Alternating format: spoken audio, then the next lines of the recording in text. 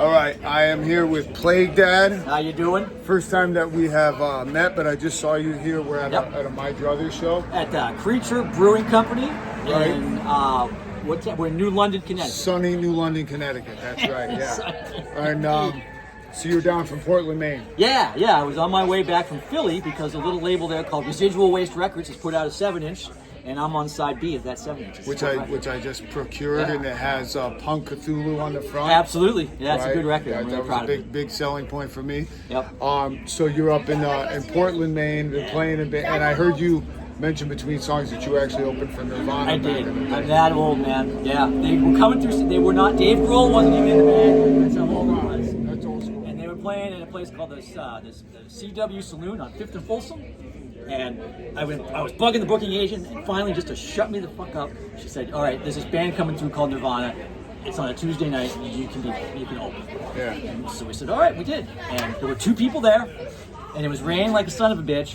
And they played for 15 minutes, and then Kirk jumped into the drum kit, and that was the end of the show. Even in front of 2 people in the audience, he still did that. Oh yeah, I mean, he was pissed. He was just like, yeah. That's why he's Kurt Cobain. It was hilarious, man. Yeah. So you've been playing a long time, punk bands. I have, yeah. I put it aside for a while until to raise my kids, but now my kids are old enough to do hard time.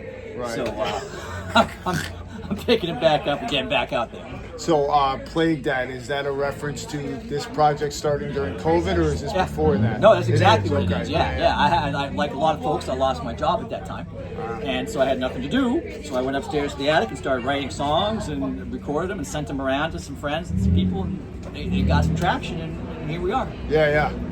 Cool. So have you done like a circuit and been playing around and? Yeah, it's starting to become that. I started out busking on the streets because there was no clubs. You couldn't play anywhere during the pandemic. So I would literally go out on the streets and play. And it was fantastic, and people loved it because people needed things like that at that time. And it just started, people would come by and they'd say, "Hey, can you come play this club?" Or, because I would go in a place where there are venues.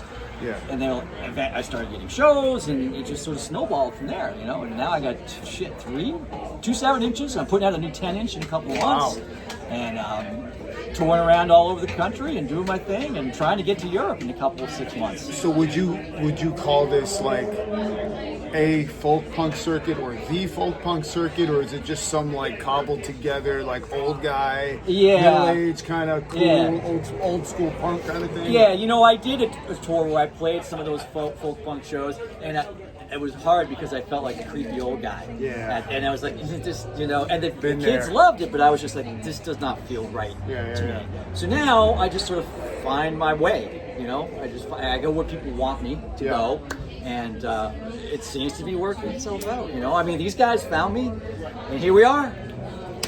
And plus, I mean, like, when we were younger, there wasn't like a sub scene of older guys. Like you aged out and it was over. That's right. But now, like there is a generation of us that are still holding on. Absolutely. And sticking with it. And I do think it's cool. Like I noticed that like in the doom metal scene too. Like all these old school hardcore kids that had all this aggression in the 90s and they want to fight everyone. Now they're just like old bald guys with beards that don't want that, but they still want to go to shows. Absolutely. Yeah. It's sort of like this is like the punk version. Yes. Like the acoustic version. I'll tell you though, I have made some changes in the way I put shows together. Now I start them earlier, and I make sure there's plenty of seating.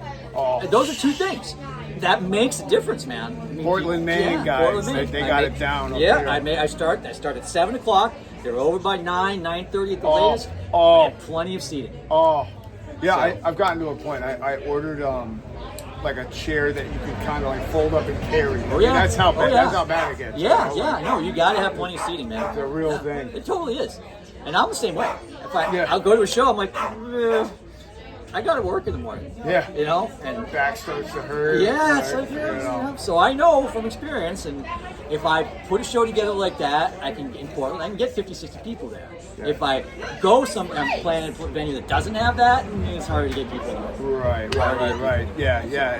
That is the hardest thing. Like, it's very cool when younger bands put you on shows and stuff, but then you're like that they look at you and they're like, well, you're the old school guy you're like established. Yeah. You're playing at 11:30. He's like, no, guys, Yeah. we have to play first. Right, We have exactly. to play first. Like, Yeah. no- Well, these guys tonight I played first because I forget one of the brothers couldn't make it here in time. It was pretty out of work at time. Yeah. So they put me first for that. John Logan. But it's like it's only 8 o'clock, man. So Yeah. this is going to be over by 9 o'clock. They got awesome. They know it. They know it. So good. Yeah. So good. Yeah. All right. Well, Plague Dad. Yep. Portland, Maine. Portland, Maine. Where can you recommend us to go look? You can go to my website, plague.dad, and I'm on Bandcamp as well. There's some stuff on the streams, but not that much because I don't like them. I trust them. I know. Same. And I have an Instagram, but I mostly use it to promote other bands that I like because it's called social media, and I like to talk about other things, you know. So go to my website, plague.dad. I also write a music blog about Portland, the scene in Maine, called thatportlandsound.com. And you can go there, but I tend to write about other things there too. I don't write about myself occasionally if I have something cool coming up, you know. But mostly that's a good way to get your arms around what's going on in Portland. And there's a lot going on in Portland right now. Yeah. I moved to Portland from San Francisco, and the music scene in Portland is just as, if not more vibrant than it was in San Francisco. Really? It is fantastic. Wow. There's a lot going on there. It's just all genres. Across the board. Yeah. I mean, there's an amazing metal scene, which blows me away. But there's also a really cool hip hop scene, which is crazy. There's like a couple of places that do Monday night hip hops, and they'll have people come in and just like do sets and do their thing, and then they'll have shows. The guys, people rise to the top, and they start to draw a crowd, and there's a lot going on. A pretty good jazz scene too. Really? Yeah. It's astonishing what's happening there. Wow. So if you like it, you can find it in Portland, Maine. Portland, Maine. Yep. All right, you heard it here first. Yeah. Plague Dad. Thanks for your time. And what's the name of their YouTube channel? Where can people see this? Lawnmower Jetpack Records. Right on. .com. I'm going to check that out. And I will write that up in my blog, man. Cool. Right All right. Thank you so much. Thanks for having me. It's called First Beer of the Day. One of my favorite things.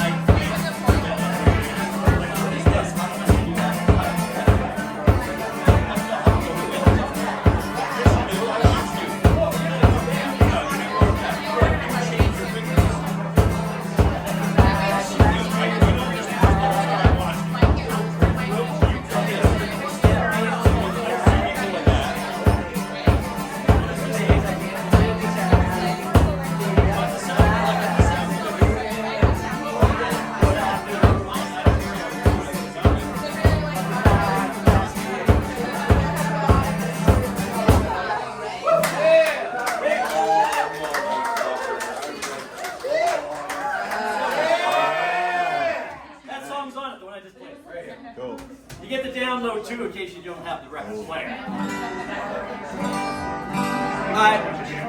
I used to be, back in the day, I was a bike messenger in San Francisco. True story. Look at those calves. And this song, one day I came around the corner. I was busting my ass to get to City Hall. And I came around the corner and there was a cop directing traffic. He had both doors of the cruiser wide open. And he was listening to Grateful Dead. I thought that was pretty passing strange. So I wrote this tune. It's called Cops on Acid.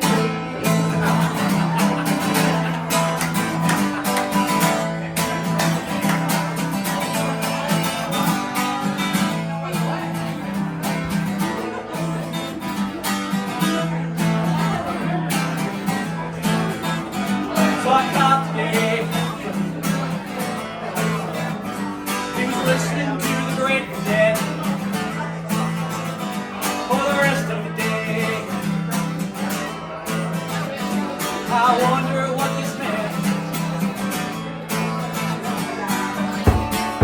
Cops on acid. That couple really stinky.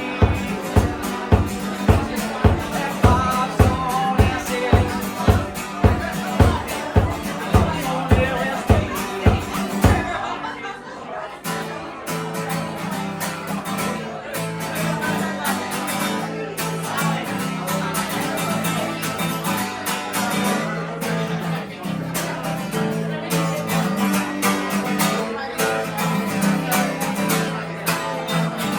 Saw a cop today. He was listening to the Grateful Dead. He said, "Hey man, what show is that?" I said, "Show me your hands."